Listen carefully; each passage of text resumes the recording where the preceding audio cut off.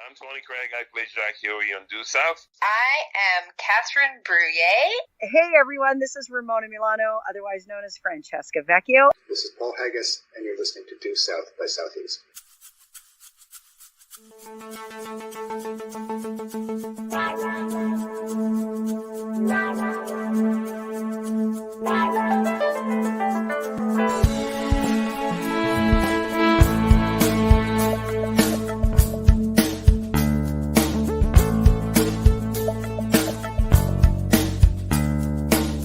I wish this podcast would carry me away.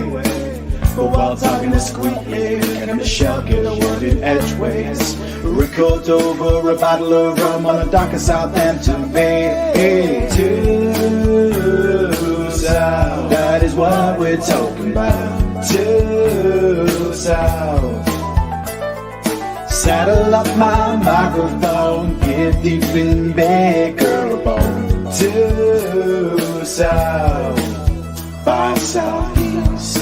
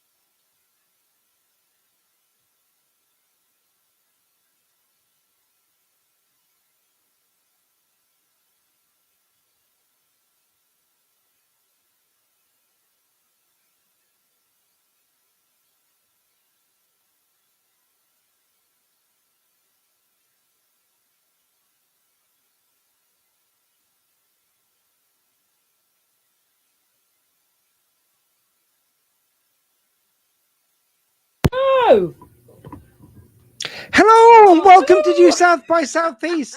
Sorry, we've been out of sound for a little while there, but we're here. We're back. Sorry, it's been a little while. I forgot what did we say? What did we talk about? Do we need to explain the dragon mask again? Oh yeah, that's a good point. Right. Sorry, guys. Look, it wouldn't be us if there wasn't some unprofessionalism right off the bat. Thank you, Facebook user, whoever you might be. Right, let's just do a reset now and pretend none of that happened. None of that happened. Girl, welcome to Due South by Southeast. It's, of course, our New Year's special. Now, you may think, well, that's a bit late for New Year's special, but that's where you're wrong. Two things. Not only is it Canadian Flag Day was this week, but also at the beginning of this week was the Chinese New Year, the Year of the Dragon. You can watch Chinatown. What's that? Why was you can watch Chinatown for Due South because it was Chinese New Year. Yeah, so yeah, totally on point. Ooh, we didn't have that for the first time we did it, did we? Oh, there you go. So we're here, guys. A little bit of music. Hi. And you can hear us now. Yeah, this was a. Oh, thank you, Sarah. Yeah, she said that's better. That's better. Thank you, Sarah. We're going to be talking about Strange Bedfellows, which was a strange old episode of Due It South. was.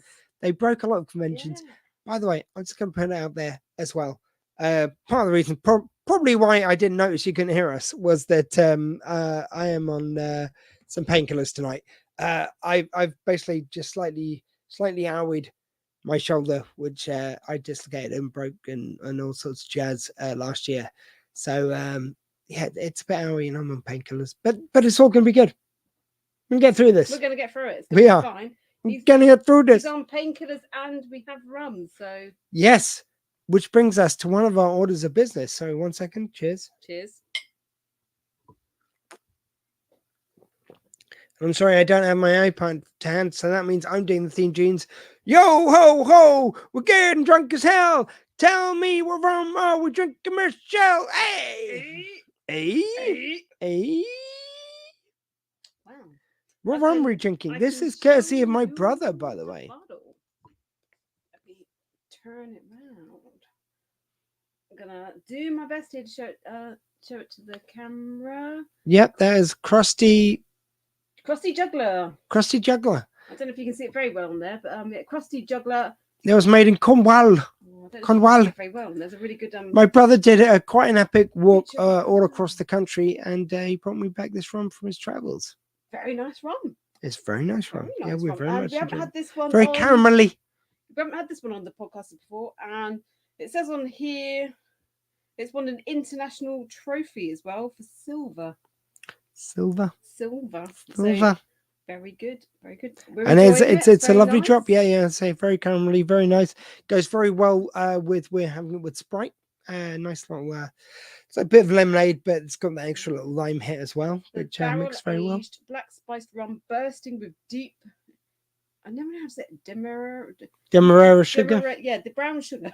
Demerara. Brown sugar. Demerara. That's how I like to call it.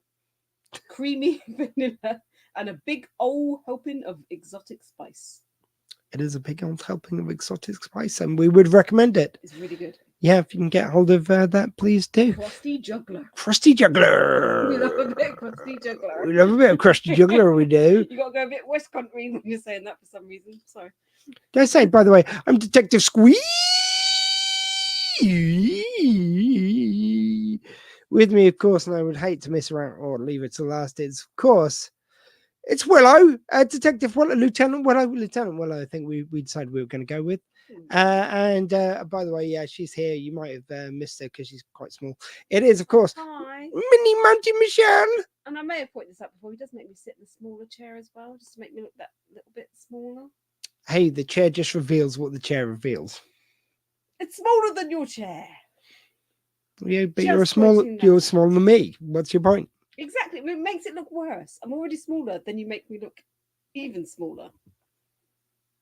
Anyway, that's Michelle. So we've also got the business of, well, like what we do is for our specials, like for a Christmas special, and this is of course our New Year special, which is totally timely.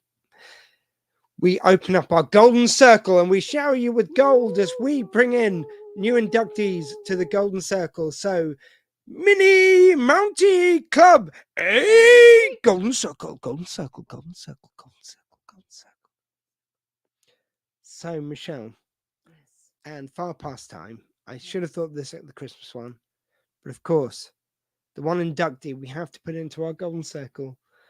She inspirited the body of Due South. She lived in the world of Diefenbaker for cheekiness while still being kind. We, of course, commit to the golden circle. Dottie Baker, R.I.P. If you like to induct her, Number induct her. 17. Number 17. On the golden circle. It's a rare club as the golden circle. I don't know why you just circled this up. What did you do? Ignore. They can't see anyway. They don't need to know what I'm doing. Okay. This is one of our I just made induction. myself laugh. I'm very sorry.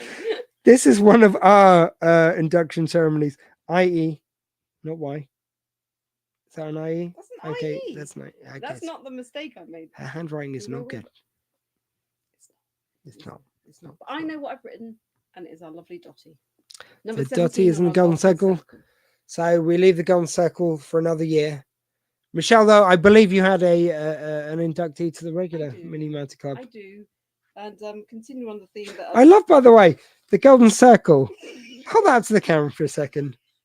Hold that up to the camera. I want to. Michelle, hold this up to the camera. Oh. This is our famed golden circle, the thing which is like only special people go into our golden circle. I'm going to print this out, I think. You probably can't see this. Oh, no. Oh, no, you can't. What a shame. But all What a you would see is shame. like names going off on an angle into our regular list. There you go. That. Oh, God. Yeah, the wonky one on the... Yeah, that's the golden... That's the golden circle. That is our big time famous Mini Mounties. They're so special, they can't be written in a straight line. That's Sarah Coke saying, on your painkillers, and I'm on the Baileys. Baileys. Oh, enjoy your... Well, I'm on the painkillers and rum, so that's going to be a good I was gonna idea. say, enjoy your Baileys, enjoy your painkillers and your Jamie. Oh my Your God. Jayleys, and you've had less to drink than me. I have no excuse for this. I'm very sorry. I haven't actually had much to drink at all. Enjoy your Jayleys, No Sarah. painkillers. I've had no painkillers. I hope you're okay, Sarah. Anyway. I don't know if that means she's on painkillers as well, or if she's just on her Baileys while I'm on my painkillers.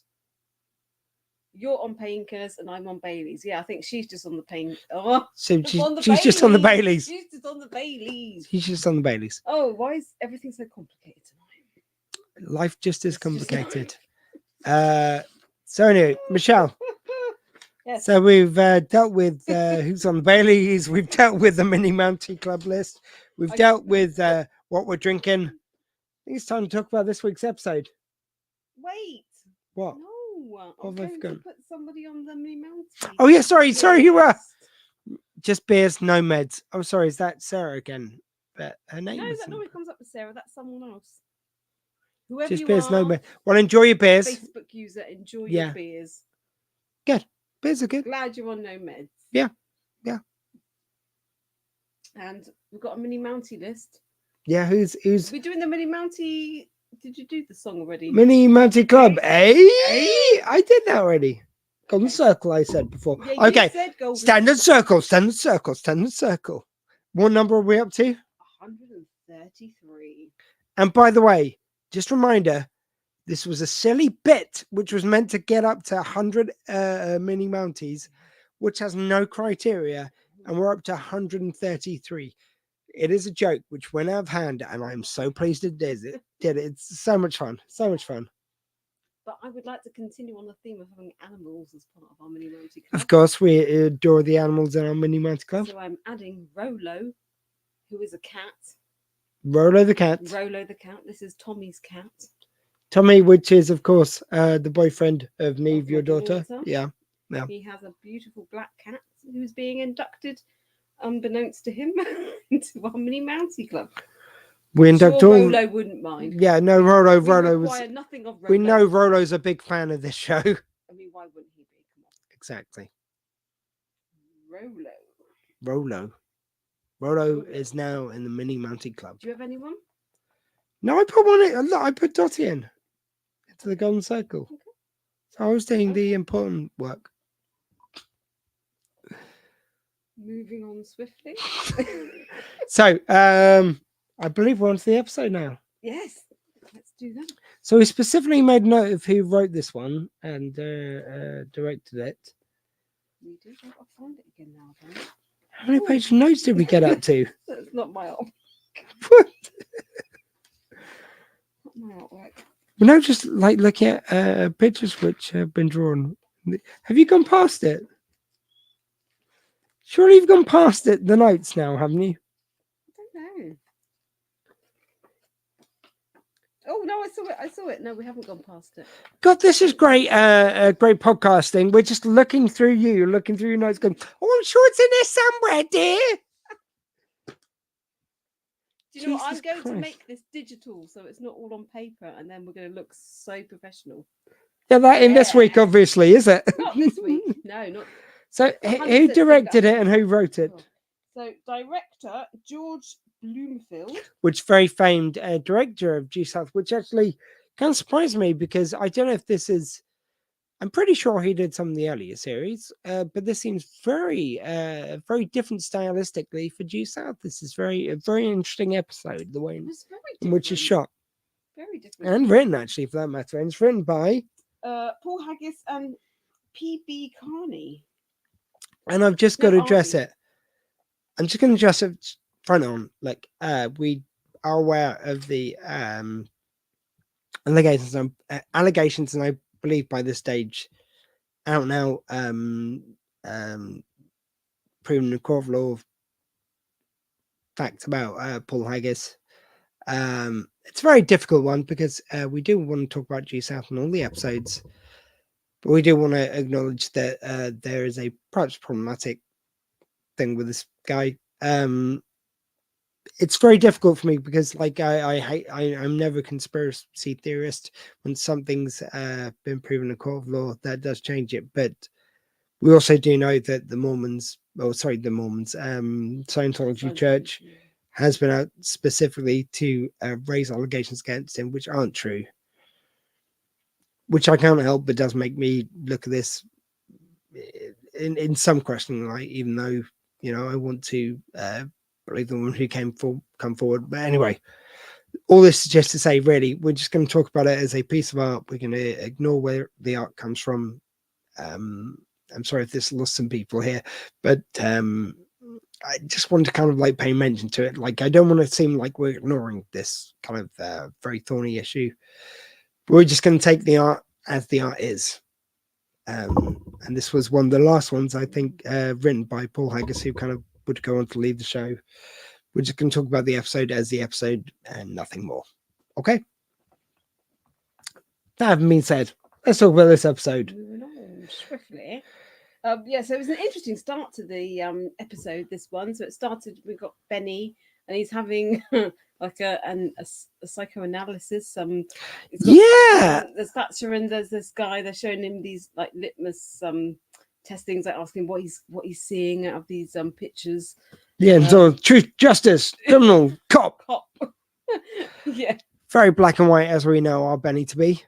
Yeah, I mean, you know, he's seeing things as we would kind of, we think that he's going to see things this way. He's very, very focused on his job and the law, and that's the kind of stuff he's seeing. So yeah, no big surprises for us. One thing that we were kind of talking about was the guy that was in this scene. We don't know his ethnicity, but it was very stereotypical. Yeah, I was kind of worried. I don't think it is, but it's sort of the performance that remind me of some of the maybe a Short Circuit 2-esque performances, exactly which were done by white guys dressed as Asian guys. And if this was an Asian guy, and I honestly wasn't sure, if it was, he seemed to be written to play it up very heavily in this episode, which seems a little bit problematic now. That's all I'm going to say. I'm sure back in the day we wouldn't have batted nine had done it, but but we look with more line eyes now. Raised our eyebrows this time, didn't it? It was the way it was played didn't seem very authentic. Just an interesting thing that I think we'll leave that. Don't know what else to say about that, but yeah, it did. Yeah, but it was did feel uncomfortable somehow. Very interesting way to start the episode, I thought, having Benny analysed by a psychiatrist. Yeah. We didn't really know what was going on. It was like bam, like straight into it, wasn't it? It was like, oh, okay. I think this is a more certainly more jokey portrayal of Benny. I mean, as it's more prevalent in this series going forward. But yeah, they have a bit of fun with the character here, and I appreciate trying something new, but there's some bits I prefer to others, I must admit. Yeah, and then so we move on from this scene, and we've got Rennie. I've just I've merged their names, Benny and Ray. They're in Ray's car, and it was interesting because they were sitting in the car and they're watching this couple that are kissing, and lascivious acts, I believe he calls it. Yeah, and he's Ray's complaining about what he's seeing. And look at this couple kissing. The lascivious act, as he puts it. Yeah, like he studied some old law, like lascivious acts. It sounds like the sort of thing which Benny would come up with usually, which is kind of quite fun little play on that. It's like, he's like, they should be doing this in the street, blah blah blah. He's like moaning at this couple, isn't it? Because we don't realise at the time that the woman that's actually kissing this guy is actually Ray's ex-wife. Yeah, and again, it's like, sorry, this episode does raise a few little questions about how things were back then compared to now, and the fact that Ray, I don't think you would now have him stalking his ex-wife in this way. I would hope not. In a casual tea time sort of like comedy drama detective thing. I think the way you look at that now would be different. That's just but then he does save a life. Which I'm not saying excuse it, but I'm just saying that's what happens next sequentially. Yeah, so bizarrely, Ray and Benny are just sitting there watching Ray's ex-wife snog this guy, and then someone tries to take their life, and Ray saves their life. So that's where it all kind of starts from. And this is how we find out that it's actually Ray's ex-wife as well. Yeah, Stella, as her name is. And maybe I'm like looking stuff now. Seems like a funny link because they're into dancing and stuff. Now I think musical theatre, and Stella, yeah, from Streetcar Named Desire. Well, the woman in that is Street. I mean, I don't know the play that well, but it's a famous thing where this guy sings Stella, and he's like this big burly guy who's anyway, Streetcar Named Desire. Sarah Keck has written, I'm not as familiar with series 3 as I am the first two. Sarah, you need to start watching them again. Yeah, come on, Sarah. Watch them with us. Yeah. Watch them along. Yeah, we give you enough breaks. Like, we try and do this as often as possible, but Jesus Christ. Life gets in the way. It certainly does, doesn't it? Huh? Yeah. And so following on from, Ray saves their life, then we get the whole gang there, really. We get Huey and Dewey and Walsh. Yeah, we get the introduction to Dewey, our friend Tom Melissis. Tom, welcome. Like friend of the show. Well, that's why I love it. It's like he watches every now and again, and he does comment on these videos, and it just means so much to us. What I'm really looking forward to. Tom, now you're into our rewatch in the episodes we're watching. It'd be lovely to get you on the show. I'm thinking, I've been threatening this for a while now. My 24-hour video podcast marathon is going to come back at some point this year. I'm thinking by then, if we can get a few episodes into episodes with Tom in it, then he'd be a wonderful guest. So if you'd be willing to do that, if we can sort out, obviously this is dependent on Tom's schedule. I'm not saying that he's agreed to do this. He in no way has. Just he said in principle about doing the podcast at some point. So that would be a really great opportunity to get him on if he happens to be free. But that's something for conversations for later. Definitely, that would be awesome, especially now we're at the point where he's coming into the show. But either way, we will be doing Due South by Southeast as always for Squee Fest. That is a staple. It has to be in there. This might be around when Michelle is free on the night. Being a wonderful NHS nurse. That's the thing.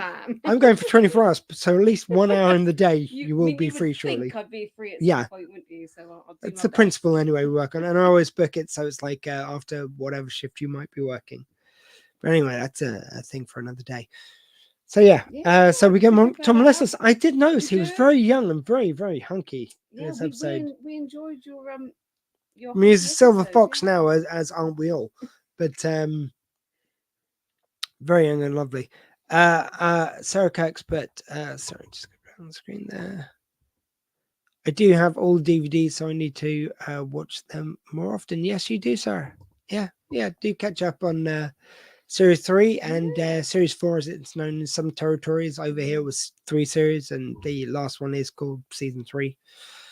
So, yeah, it'd be good to have a catch up with them all, Sarah, and Yeah, catch up with us. Come on, Have a join us on the catch up journey. and, yeah, hopefully So- it makes some sense what we're talking about. So that's always a good thing, isn't it? Yeah, hopefully you remember enough to remember what we're talking about a little bit. Yeah. Or we're taking you back there. Yeah, so after this scene, I think Thatcher has a chat with Benny as well. So after he's had his analysis, Yeah. done, it's looking like they're a little bit worried about his mental state, and she tells him, "Hey, it's all right. You just chill out. Turnbull's going to take your place." Yeah, he's going to take him to shift. And how was he rated? How was he rated? Oh, I just wrote Turnbull is replacing Benny. How was he rated? I can't remember what they said. About Like he was rated like subpar or something. Yeah. Yeah, I think later on they kind of say that you know. Oh, so was that later Yeah, I on? think it was Sorry, I'm jumping I think again. that I think that Yeah. came a little bit later, but yeah, because I think at the beginning they kind of make it look like maybe they're a little bit concerned about how how they're feeling about Benny and Turnbull's going to take your place. Like you go for a little rest. Yeah. So that's how you kind of feel like the same. Yeah, and yeah, like Benny goes like, aren't they going to miss me back at the station? No, they'll be fine. They'll be fine. Yeah. They'll be fine. They've said to keep you here. Don't you worry, they'll be fine. Yeah, and this the Walsh scene, isn't it? The first Walsh scene. Yes, we got the first Walsh scene, and I think we had Yeah. kind of comments about how Walsh was in this. Yeah, because Walsh usually very take charge, usually isn't taking any guff. He seems a bit more subservient in this one. Like, the guys tell him what they're doing, and he goes along with it. He's like he's catching up to them, which is So it's always nice to see them able to do something different. But again, it's another one of these examples of how this episode it's very different from usual G South fare and how G South's been so far. Even the way it's shot. I don't know if we talked about this yet. Yeah, I don't think we've actually spoken about it yet. We as we were watching, we definitely spoke about it. There was so much that felt different. Yeah, the camera quality seemed just different. The camera angle, everything. Yeah. Just felt just a little bit different in this episode. And we'll get to it, but there's a bit where they have like Ray in his mind dancing with Stella, and you see them dancing across the water. That's something which they've done kind of like a few kind of fanciful things, like Benny and Victoria, like they're in a snow globe and you see the snow falling. But this seems more, it felt more like a 80s or 90s music video somehow in places. It was a very much departure for the series, I felt. Yeah. Definitely. There was a lot that was quite different. I don't want to. I was going to say something, but I felt like we're jumping ahead a little bit. Yeah, so sorry. I won't say. Maybe we'll come on to it later on. So I wrote down X equals Y and Y equals X. Oh yeah, this is Stella's new fella. He's a political senator or something. Yeah, it was some kind of like candidate. It's candidate. He gives this speech which is meant to be like to someone who's going to like go, hey, I'm the kind of guy who's like X equals Y, Y equals X, and it's like, what does that actually mean? Vice versa somehow? I don't know. Yeah, so he was like a kind of like high up political guy that Ray's ex-wife is dating at the moment. Obviously, Ray was very and he seems like, I mean, it's kind of like quite sweet that he's very like I trust my partner, but like very much also felt naive, kind of like very like, well, do you not care enough to be a little bit jealous? It almost seems like to not be jealous at all lies a little bit of care somehow. Yeah, because the attempts had been made on which they thought was the boyfriend's life, because he's a political figure. They thought this attempt on the life was on him. Walsh actually makes Ray the bodyguard for both of them, doesn't he? Like, for my ex-wife and her new boyfriend. Okay, I mean that's a perfectly normal. The boyfriend requests it. Yeah, he did. He requests it. So Walsh was like, yeah, fine. Yeah, Ray, you're the new bodyguard for your ex-wife and her new boyfriend. And that's how this like awkward conversation comes about. It's a bit of a strange situation. You would think there would be a bit of a conflict of interest, and it wouldn't be appropriate. Yeah. Yes, it's your ex-wife to actually be the bodyguard, but yeah, I mean it's weird, but I think not a problem at all. I think the suggestion was though that they'd gone along with it because otherwise he could press charges against Ray for being there unexplained. So I think the implication was, because he requested it. It was like, Yeah. well, look, if this is going to keep him happy, we can do this. Yeah, I think that was a bit part of it as well. Yeah, very, very likely. Yeah, and so they're asked to escort the Orsini and the ex-wife like back to his home, aren't they? And even like Diefenbaker, because I think they start kissing in the back, and even Diefenbaker was like unhappy. And he was like, yeah, in the back seat. Diefenbaker, I love the fact that it's not really mentioned. Just Diefenbaker's just there in the back seat with them. He's just in the back seat, Yeah. and he's like, and I think one of them actually comments that Deef is unhappy about the kissing. Yeah, Deef is such a prude in this. Yeah, episode. did they say that about Deef? I think they actually, one of them might have actually said, "Oh, Deef is such a prude" or something. I think that was me. It might have been you. Yeah, I said Deef's a Someone prude. said I it. literally said Someone that. said it. These are prudes because they're kissing. I think someone's on the screen said, no, that was No, me. no, That was that's me. you. That was me. Okay, fine. Maybe it's you. And yeah, there's this really weird moment as well. I think it was Orsini gets out of the car and goes into his house, but the ex-wife is still in the car. And I think there's a conversation that goes on. And then Ray kind of goes to his internal voice. And starts Yeah, like, we hear his internal voice again. It's very stylistically it's so different. different to all the other Yeah. episodes that we've seen. And he's like, the things that he wants to say to her, but he can't, but he's saying them in his head, like, I still love you, and all this. Yeah, I mean, have we got to the bit where he goes past and Benny puts his foot out? Not yet. No, Yeah, okay, that sorry, hasn't- Yeah, sorry. that hasn't happened yet. Pretend I didn't say anything. He didn't say that. Yeah. Yeah, but it's really weird. Like the things that Ray wants to say, he's like, you know, I still love you, I still care about you, blah, blah. Whatever it is he's saying, he's like, it's all in his head, and then he just comes out and says something like, yeah, okay, bye then, or whatever. Yeah, it reminded me a bit. It's random pull, but I was a big fan of Cheers, and there was one episode where Dan's about to leave with this guy who she's got engaged to, and Sam's there, and he's like talking to her and going, "Hey, look, goodbye. Just want to wish you good luck with everything. I'll see you later. Please stay." And it's like, what was that? He goes, "Oh, nothing. Look, I just want to say, look, I'm very happy you met someone. You're very happy, and that's great. And just good luck with the rest of your life. Please, I'm going to kill myself if you go." And she's going, "What? What was that?" "Nothing. I'm just saying, just good luck." Okay. She's going, "Okay. I'm going to go now. I would stay if you asked me." What was that? And it's like, it was one of those sweet moments. And it felt a bit like that, this moment. Yeah. Yeah. It was kind of like that, but it wasn't anything from her end. Yeah, but it was like, it was all from his end. but it was all in his head. So it wasn't even to that point Yeah. where it was audible. Yeah. Just in his head, It was all just in his he was head. continuing on this conversation. Just felt weirdly sweet. You know, it's like, Yeah. we've all been in that position where we know there's something we wish we'd said, you know, Yeah. but we just can't get out of our mouth. And there was a bit, I think you asked me to write it down. It was, I think it was still while they were in the car as well, that Benny says to Ray, "You're acting really strange tonight, Ray." Yeah. You've just stalked your wife, saved her life, Yeah. driven her back to her boyfriend's house. You've been really weird with her. You're acting a bit strange tonight, Ray. Yeah. Only now. I mean, everything he's done on this episode has been strange. Yeah. Benny's been acting a bit strange, to be frank. Yeah, even There's Benny just something, was, there's yeah. just a different energy to him. He's like, he's still the good guy, but it's like, I kind of like the fact that he does learn as episodes go on. But at the same time, I want him to stay that very innocent Boy Scout. He's like, even if he learns that there's other ways to be, he still chooses to be the good guy. A couple of bits go slightly against that, like in very minor ways. Don't get me wrong. It doesn't ruin the character or anything, but it's just, I'm kind of quite purist when it comes to Benny, because he is such a, he's the best in all of us. Yeah. And I want him to always be that. We have very high expectations. We for do, him. we do. It's a very Yeah. sweet character.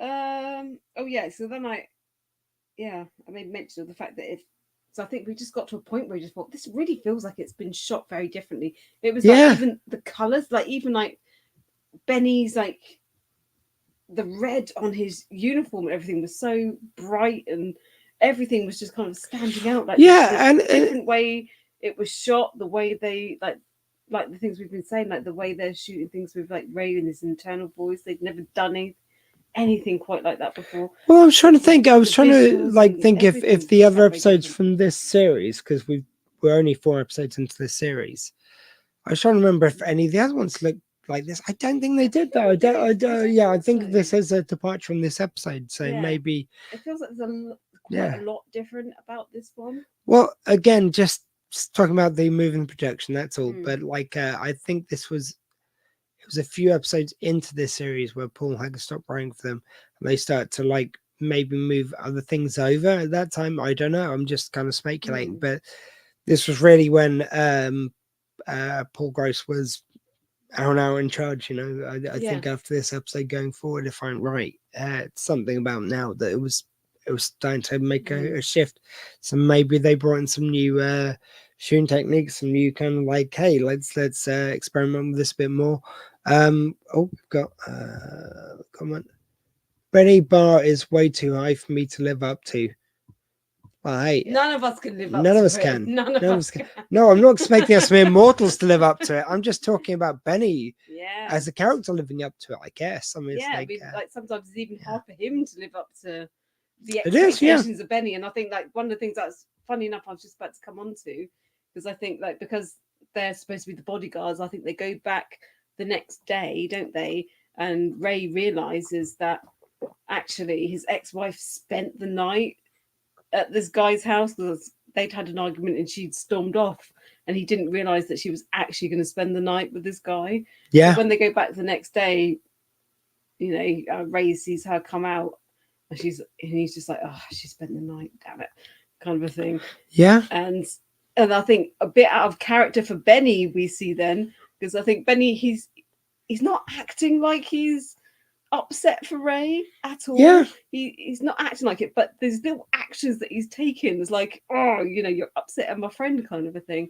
Because then when this guy like walks down to the car, Benny opens the door just at a time it's about to like bang, smack which is this what I mean. You know, it's like bam, he's like, oh, and Benny isn't usually like that, you know. Benny's usually the white guy. He's the guy who never he never raises to stuff, and it's like, and he's not acting that way, but he just kind of acts out a little bit, and maybe he's just testing his own boundaries to like, you know, hey, look, this is how Ray or Stanley Ray here likes things, and maybe like I will give him this because he's like in a very stressful situation. It's like it's his ex-wife and stuff, so maybe I can step out of my comfort zone to give him something which will mean something to him, and it's not too heavily hurting someone. It's like, but it does seem like I'm like pain on the balls. It does seem like I'm like Benny to do any harm to someone. It just does. It's an interesting one. It had to be purposeful. It had to be. It's not ambiguous. It was definitely him. Him whack him in the nuts with a car door. But this is what Benny does nowadays. Just is what Benny does. He's falling with the bad crowd he has. And so then they follow on to the next bit where this Orsini guy, so they show him he's talking up this community he's supposed to be building. You know, he's tearing down all this terrible part of the city, and he's building all these new places, and then there's people protesting at the back because that's their home, and they're tearing down their home, and they're making it unaffordable for them to live there. I mean, I like the messaging. There's ups and downs to it, isn't there? I like the messaging. Ups and downs to it. So it's you know, they're trying to improve the area, but then the people that live there are feeling like they're being pushed out of it. So it's, you know. All I was going to say is I like the messaging, but still, I think earlier episodes where they went to the apartment block in which Benny was living, and they, you got to know the characters, you got to like feel for them and care about it on a personal level. This kind of brushes over that. It's like, you know, just we're faced with this thing where he's building apartment blocks where there is like people living there and everything. It's kind of like it's very surface level compared to those earlier episodes. So I do miss that. I think that's something which I missed in this episode is having a deep dive. Like, I love that with the old apartment block and the people living with them, those interactions. I do miss that actually. And this again, it's like you're going through really the main thrust of it is Ray's relationship with his ex Stella. and not about the people who are involved. And it was just, again, this Yeah. like a very different kind of episode. Yeah, I do miss a bit of the classic Due South here. Yeah. So I think at this point they were trying, because there were protesters about it. They're trying to make it look like maybe these protesters have tried to kill him, and that they were the people behind the death threats and Yeah. the previous attempt on the life and everything.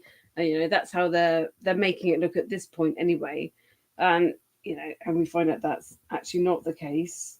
So Benny, because you know, Benny and Ray, because they're the bodyguards, they're following them on from this as well. So then they go to these council meetings as well, don't they? And Yes. and Ray comes out just kind of like, that was so boring, blah blah blah. And Benny comes out, I think that was very interesting actually. Just listen to them talk about this, and blah blah blah blah, all this stuff. So Benny clearly paid a lot of attention at the time. You're just kind of thinking it's funny. One of them's bored, one of them just really enjoyed it, and you're not realizing just exactly what Benny took in from that. Yes. That comes into play later on, doesn't it?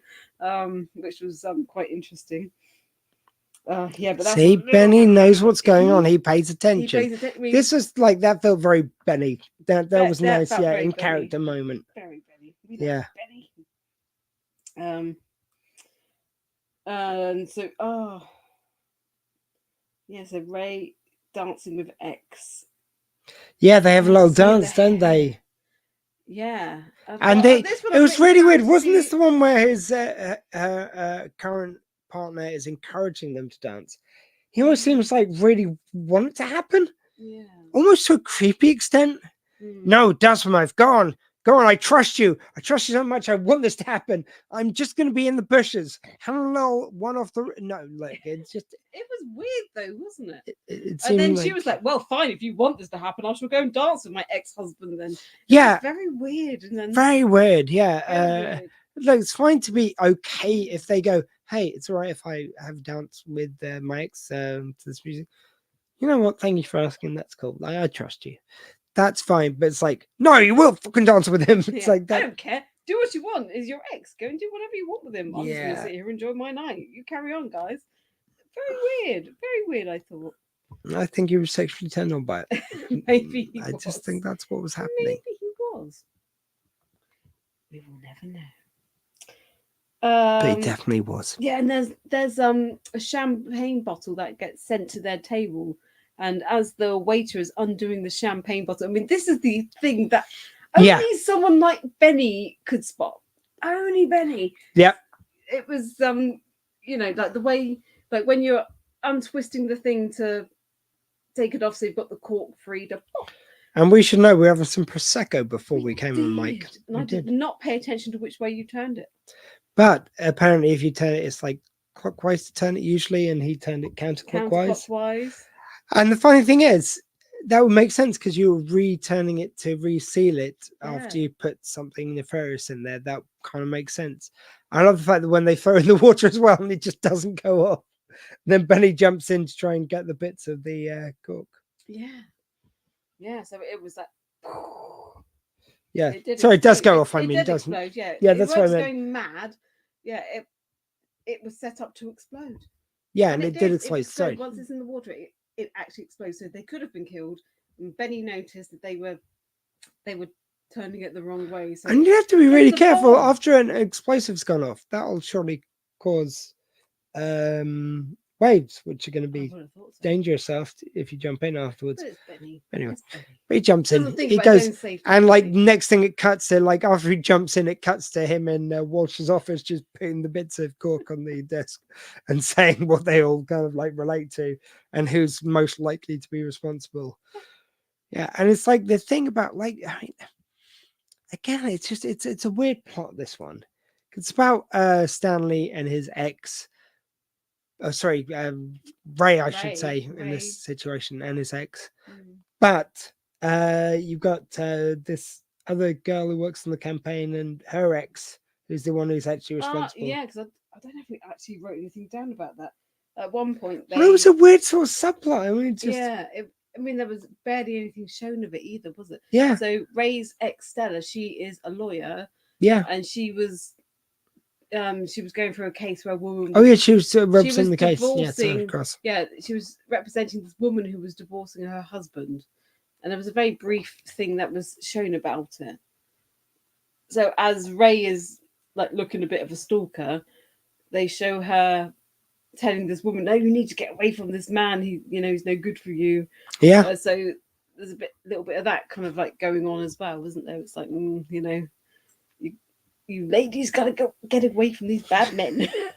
Yeah, it just seems so weird as a sort of towards the conclusion of this episode that it's this guy who we weren't really following, who wasn't that really interesting in the episode, and who was outside the core of the episode, which was about Ray, and like it would have been better if they had a way to tie it into the congressman, like if he had been the candidate or whatever, like if he had been the guy who was maybe crooked, or maybe knew something about the crookedness or was trying to fight against it.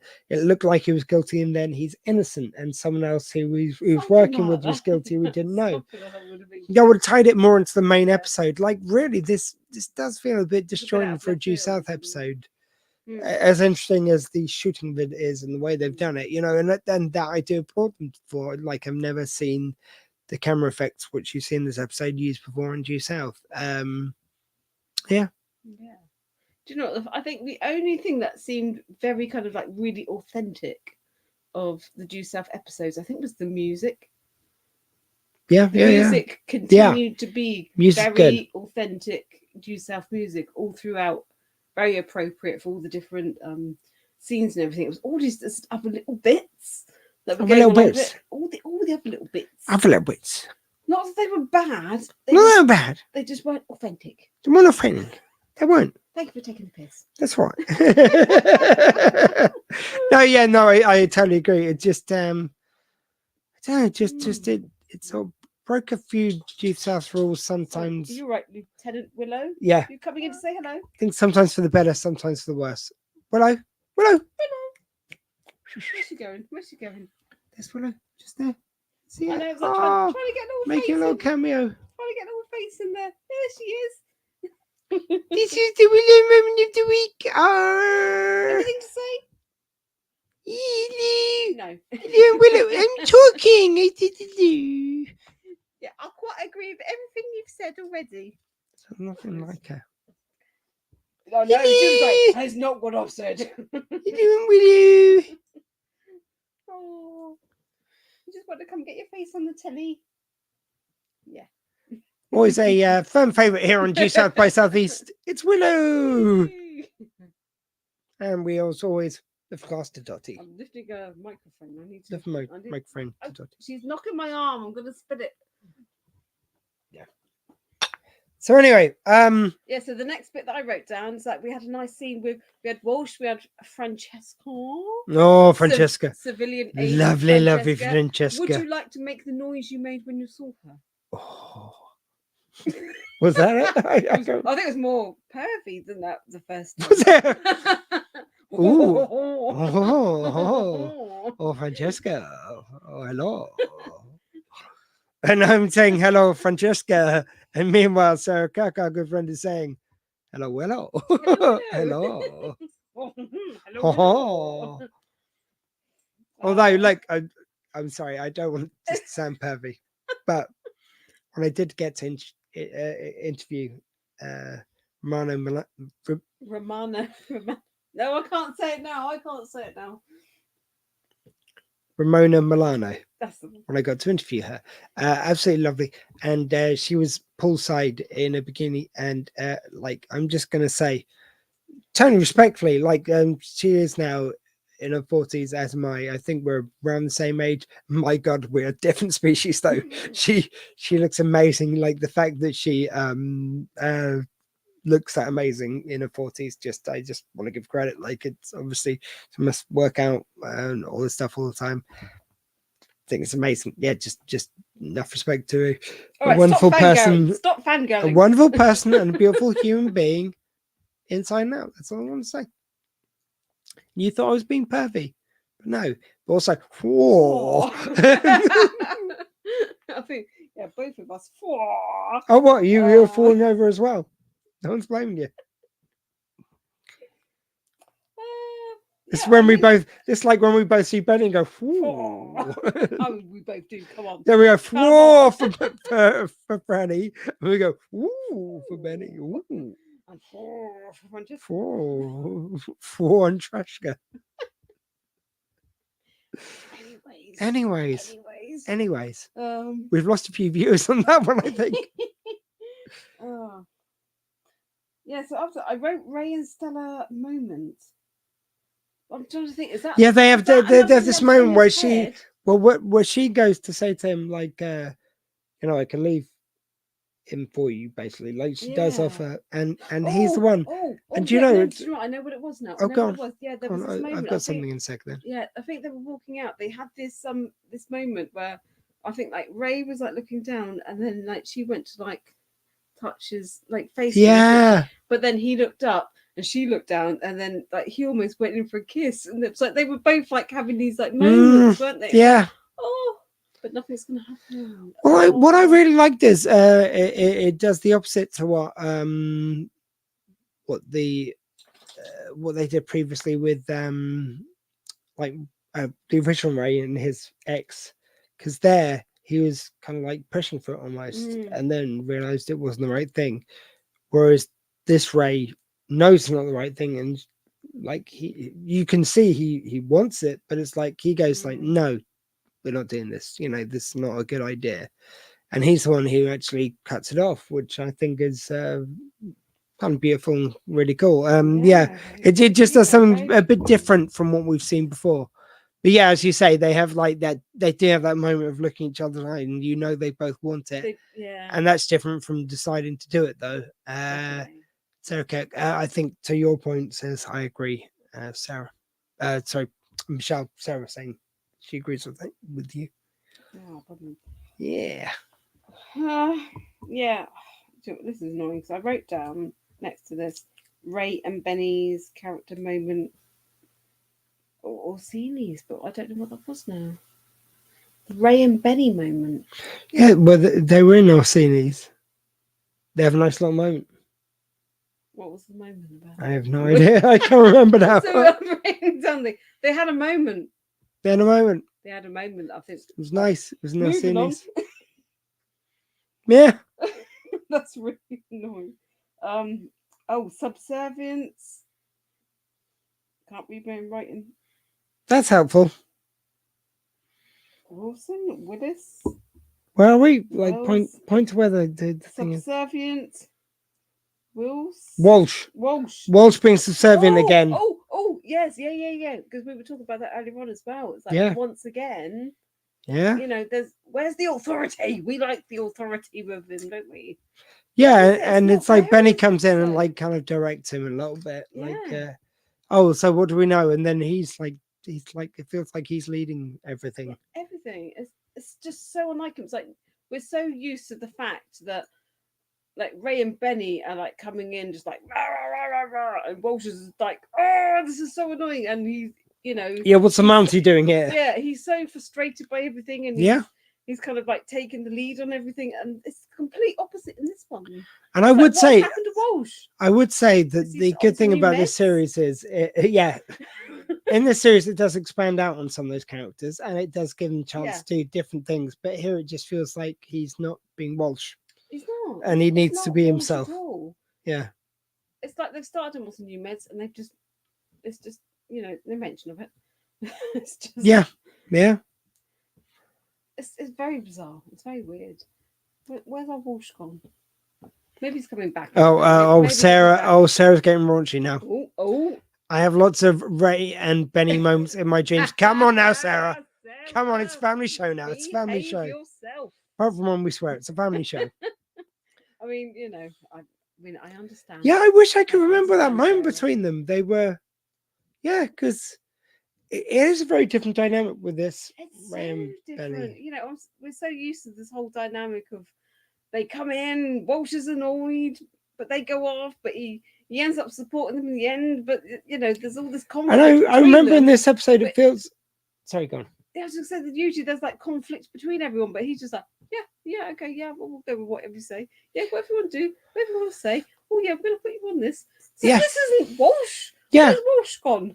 I'll even say that Benny in this one seems, he seems a bit more, a bit less Benny, just a little bit less innocent, a bit more kind of like, I'll do what it takes. And even I think in the Benny and Ray moment that we're speaking of, which we can't remember, but I seem to remember it was more Benny being a bit more jovial, a bit more Mickey taking, as opposed to a bit more like he's an extremely earnest character. Yeah, I mean, it really felt like Benny didn't really know what to do. It was very, very obvious. Right, Ray is in love with his ex-wife. Yeah, and Benny didn't really know what to do. So strict on not doing anything. But then the weird things of like, well, I'm gonna hurt this guy. I'm just like, bam! I'm gonna open a car door at the wrong time just to physically hurt someone just because you've hurt my friend. That's not Benny. It's very unBenny. Not Benny. Very unBenny. Those little things. It's just like, this is weird. This isn't what we're used to. Yeah. So there was, it wasn't. There was a few characters we were getting behaviours from that we're not used to, like Walsh and Benny, and even Ray as well. Even the behaviours we get from, new Ray. It's like, no, this isn't what we're used to. What's going on? Yeah, it was not a bad episode. I enjoyed it a lot, but it's like, what's happening? What's happening with this episode? But I mean, I guess one of the characters I probably appreciate the most in the way they do it is New Ray, because he's still quite open. Like, you could still add stuff to that character that we haven't seen. Yeah, he's there's very no new to us. Still, we can still learn more about him. So I like the fact that he's like he's very strict on himself in the way the other Ray wasn't. That when he loves someone and it's over, though, he will stick to his guns of like, no, it's over. Like, this isn't good for either of us. And he stops it happening.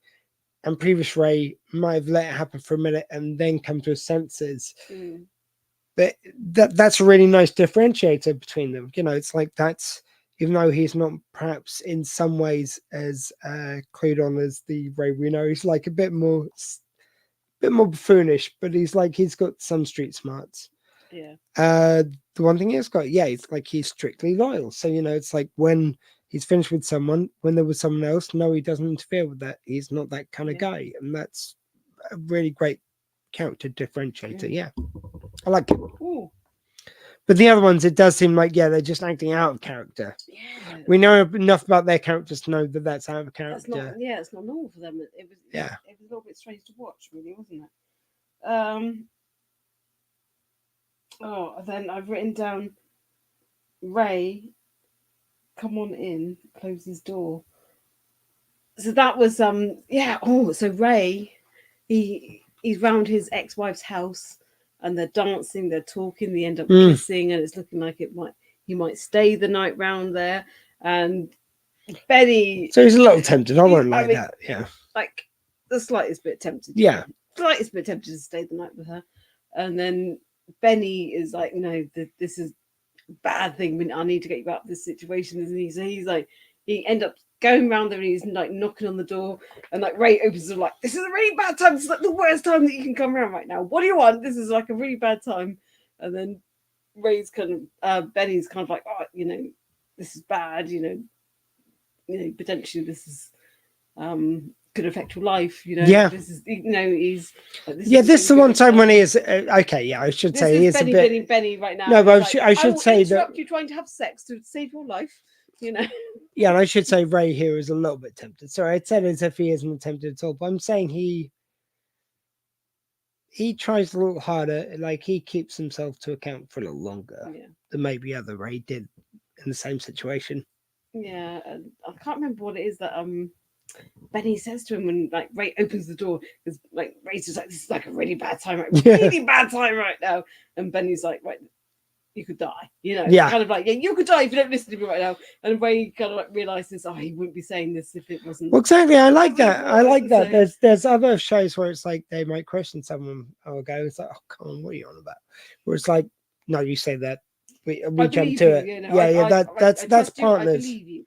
And then Ray's like, oh, you better come in. But then he closes the door on him. Yeah. I think that's what I wrote down. He closes the door, but then I don't know if like Benny knocks again, but then he opens it. It's like, oh, no, come on, like, come on in. It's quite, like, the way they filmed that I thought was quite fun. Yeah. that was a fun way of doing that. That was good. And then we end up with a situation where Benny throws a bomb. I'm trying to think, was that in the... Oh, yeah, we get another bomb, and then he throws it like it was... Yeah, but was that in the flat that they were in? Yeah, it was in the flat with Ray and Stella. Yeah, so Ray and he, like, waits until the last moment. And I think the principle is that if he waits until the last moment to throw up in the air, when it explodes, it'll be at the highest point before it starts coming back down. Yeah. So he waits till the last moment, throws it up, so it's a nice dramatic moment, blows up, no one gets hurt. All okay, because I think for a while it was looking like it was the Orsini, the boyfriend that they wanted to kill, but I think Benny realised actually it's not the boyfriend, it's actually her, it's Stella. Yeah. Someone is trying to kill Stella, and I think that's why he went there that night, wasn't it? And then afterwards he realised it's this bloody guy that this, you know, she's a divorce lawyer helping this woman go through a divorce, and it's the guy that this woman's divorcing, that he's the one who's trying to kill her. Yeah, I mean, I get it. I get that it's someone we're not expecting. Weird. And that's good that you want to go for someone we're not expecting, but it has to be someone who's relevant to the story for me. That person seems so relevant. It's like, oh, it's that guy. It's like, well, why do I care it's that guy? Yeah, none of us do. Yeah, exactly. It just feels a bit of a missed opportunity to make it someone who we care about it being.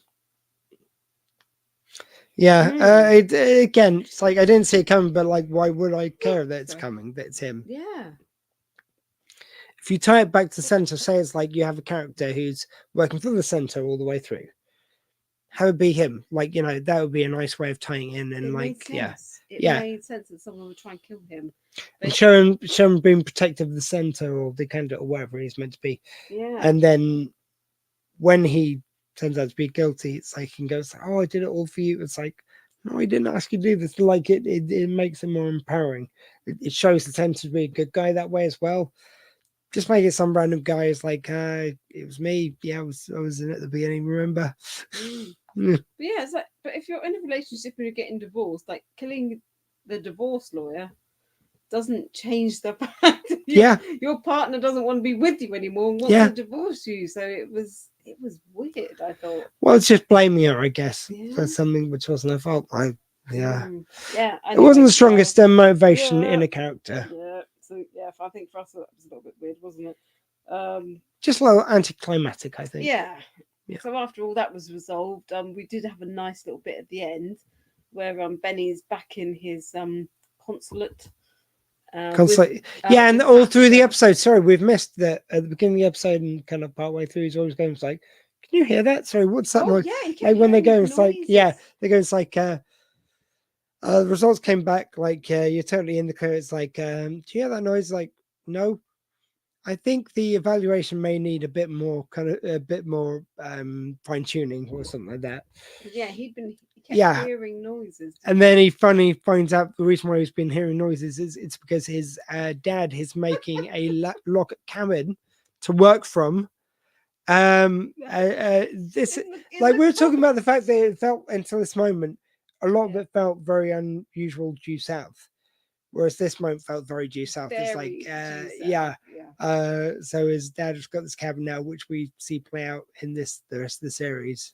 It's by the way, it's really nice. I mean, I can't remember much from the actual scene, but it's just Yeah, I know. Because I remember Benny's talking to Thatcher, and he's talking about the results of his analysis. And then she goes away, and then she hears like some talking, and then opens the door, and he's just like in the cupboard, and she can't obviously see his dad's office, and then shuts it, and he's back in the office. Yeah, because Turnbull had taken over Benny's position, and then she came and she told him, his brain's like Swiss cheese. Yeah, the results came back like Turnbull's like brains like Swiss cheese. And clearly you are fine. She tells like Benny, you're absolutely What did he fine. say? Doesn't she compare his brain to something? Yeah, so Turnbull's state of mind is Swiss cheese. But then he's like, oh, okay, fine. And then he goes into the cupboard and sees his dad in this like cabin thing that he made, his office. It Yeah. looked like a cabin, didn't it? But it was his dad's office. Log cabin office, which yeah, would log be cabin office, and he was like questioning him because his dad was like, "Oh yeah, I haven't been able to do much work," and he was like, "What work have you got to do?" And he's like, "Well, you clearly don't understand." Doesn't he say what's going on something? back here It's or in this something. episode. He says something about like taxes, like the IRS. Something like that, yeah. It's something- like, but you don't pay tax, you're dead. It's like, oh, they'll catch up with you, son. But yeah, literally, Benny is just in a cupboard, just talking to himself. Yeah. And Turnbull, Thatcher, she just opens the door, and Benny is just stood there talking in the cupboard. And I think that's when he goes, "Yeah, I think the test might need a little bit more, Bit more work. or something." It is a lovely. It was like, oh, it's been a episode. weird episode, but perfect Yeah. South ending. They managed to like bring it back at the end, like, oh, we need to make this a proper due south. You know, there was a few bits along the way, but overall, it wasn't your typical due south episode, was it? Yeah, so I think it's that time. Oh, by the way, another comment by our friend Sarah. Me drop my phone. That was the end of Burn Down the House about the taxes. Oh, sorry, I'm thinking about another one. Yeah. But still, it was a very nice end to this episode, and very much, I like it. Anytime you can bring in Gordon Pinsent. Yeah. Never a waste bringing him into an episode, is it? It's always a good thing. God, no. I mean, he nails it every single time. Yeah, and him and he's Paul Gross. amazing. And we got exactly Sarah by Facebook user. Sorry, we don't know which user it is, but thank you very much. We appreciate it. But yeah, that's the episode. So we have to go into this next feature, which is dun, can you give me the information I seek? Dun, and tell me what the best moments of the week are. Thank you very much, Blaine Garrison. Even though it's me doing I'm just doing an impression of your wonderful jingles, which you do for us here in Due South by Southeast. I could not come up with this genius. I'm just parroting his miraculous works. Michelle, could you just put a little bit of mixer in our drinks before we keep going? Because I'm getting parched. I'm getting parched here. If you could. Getting parched. Hold that. Oh, 2 microphones on me. Oh, the power. Too much power. So, a fine rum, which we've been drinking tonight, and a very weird episode, very much out of the norm for Due South. And I don't know. I mean, I do hope. I can't remember some of the episodes. Like Sarah was saying, it's a series I'm less familiar with, even though I've seen all the episodes. So it'll be interesting to look at through a new lens. But I don't remember all episodes being like this one. I think this was its own kind of beast and something a bit different. And I'm glad we had this experiment, but I want something a bit more like that I'm familiar with. And some of them, I remember the last series, or the last 2 series, depending on where you were watching it, being a bit more large as opposed to this one being a lot more serious, it feels. So anyway, that's me vamping while you're filling up our drinks, and cheers, people. Cheers. So the best moment of the week. So Michelle.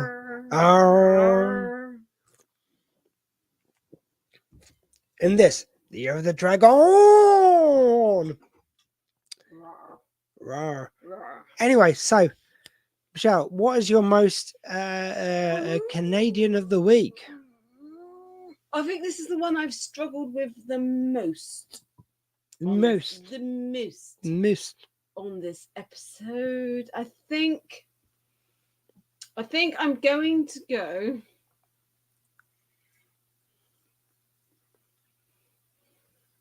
I think I'm still thinking. For me to do mine. Yeah, do yours first. Mine's going to be, and it's the first time because we can use them all once for each thing, and then you've got to pick something new.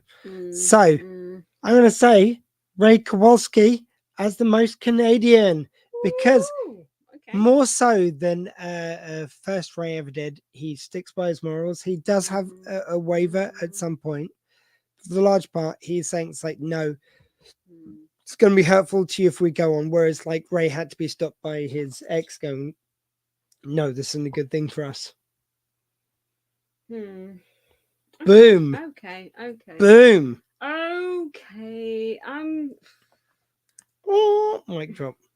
I think it's been a tricky one. It's been a tricky one this week. I think I'm going to go for the ex-girlfriend. Girlfriend, okay. I know that might seem a weird choice, but I think at the end of the day, I think she was just trying to create a nice life for herself, find some happiness. Obviously, she's had a marriage breakdown. I don't think there was anything bad behind her. I think. So you think she was a good person? I think much she was like a good person, maybe just caught in a bad situation.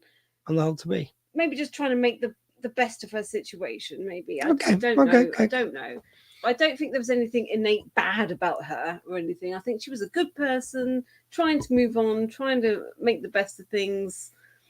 Much like Canadians do. Oh, they're good people, aren't they? They're good people. They're good people. We love the Canadians. They're good people. So we're going to go now to what the most American of the week was for you, Michelle.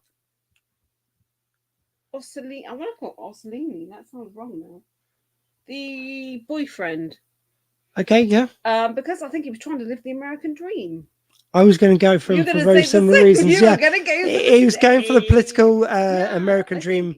Politics is wrapped up with American dream. I think. So again, I don't think he's a bad person. I think he was just trying to live the American dream, trying to improve things. And he had the honest Abe thing about like he trusted his wife, even like to the point where it's like it was a bit weird. He was pushing her. It still is weird. I don't know what nationality that belongs to, but he trusts his wife with her ex and knew that her heart was true, and like that belief is what I think is about the best about America and lives up to its ideals. I think, I know that a lot of people were being pushed out of the neighborhood that he was trying to improve, but I think he didn't come across as nasty. I think he was just trying to improve things. And also, he wasn't thinking about the downside of that as he was breaking up communities. Well, that sort of speaks to the American dream as well. The controversy of like keep on moving and pushing us forward. But what does that leave in its wake? Yeah, and then there's something America grapples with. So I think it's very layered. This one we've done very well, I think, quite frankly.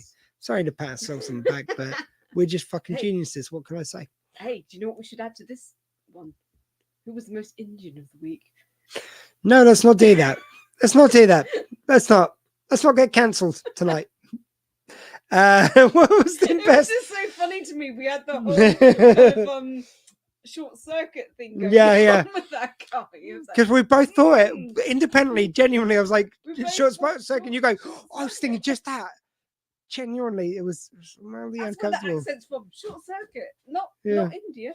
Yeah, it felt a little problematic. Is all I'm going to say. I do want to actually look up on that actor, but not right now. He's a great actor, but it was that. In fact, actually, I feel like we should, or on the episode, we should actually just clarify if he is or isn't an Indian actor. But like either way.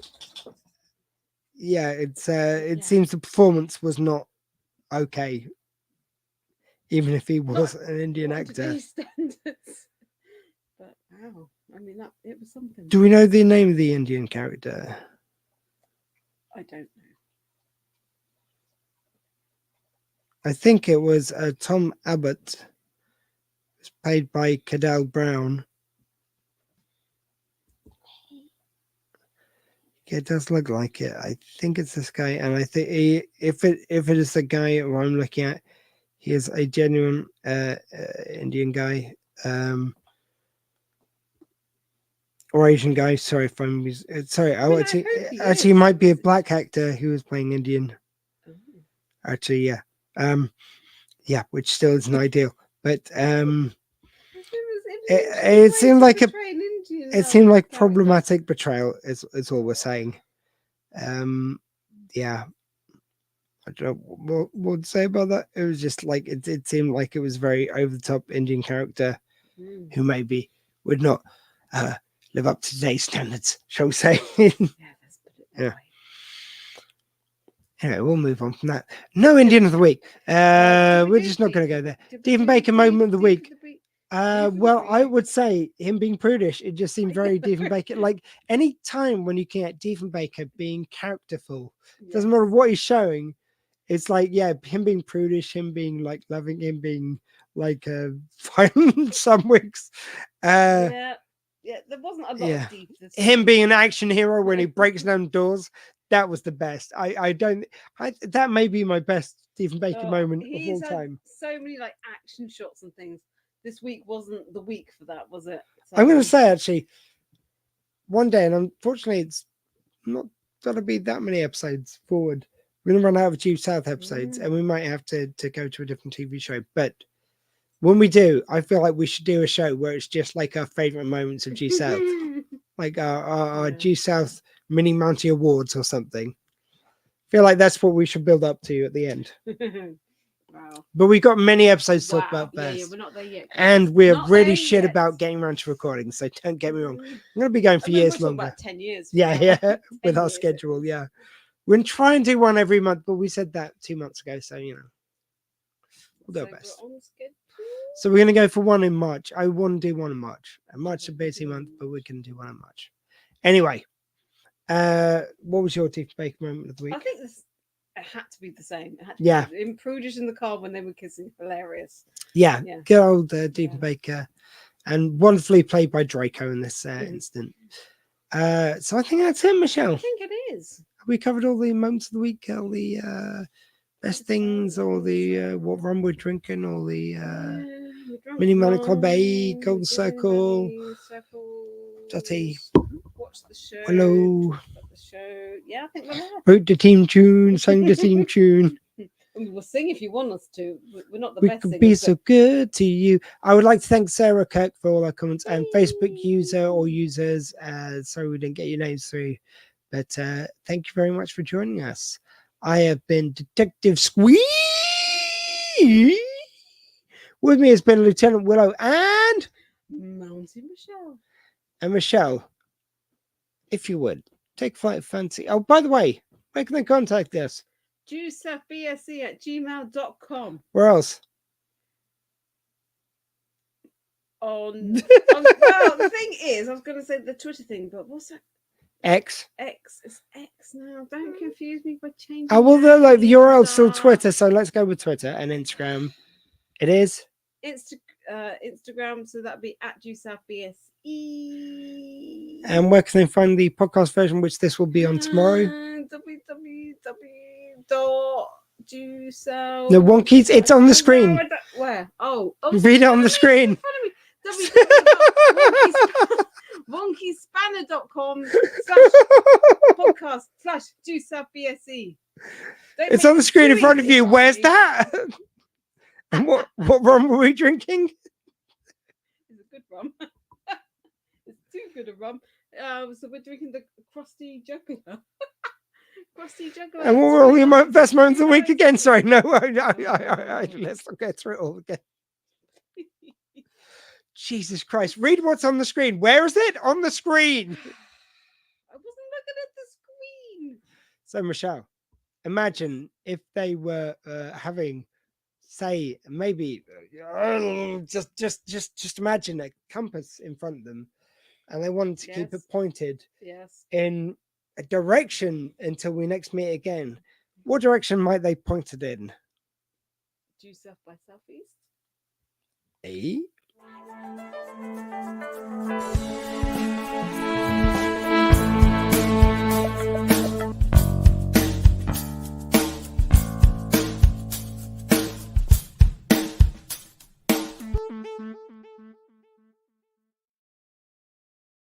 By the way, just quickly for the post-credit bit, the other day I went to London to see Back to the Future, and I went into the Maple Leaf pub, which is a Green King pub around the corner from the Adelphi Theatre, where they're showing Back to the Future, the musical. Absolutely wonderful. And it was amazing. They had a bear dressed up in a hockey jersey and with a hockey stick, and it was full of just wonderful Canada. And one of the things was they had, it was Biff, like some sort of like fake chicken wings or something, or like a vegan one. I was like, I've just seen Back to the Future. I'm gonna have the Biff thing. I went up and we're at them. Now the Biff. I mean, I've just seen Back to the Future. I want my Biff thing. Anyway, yeah. So I would highly recommend the Maple Leaf up in London if you're going to see Back to the Future.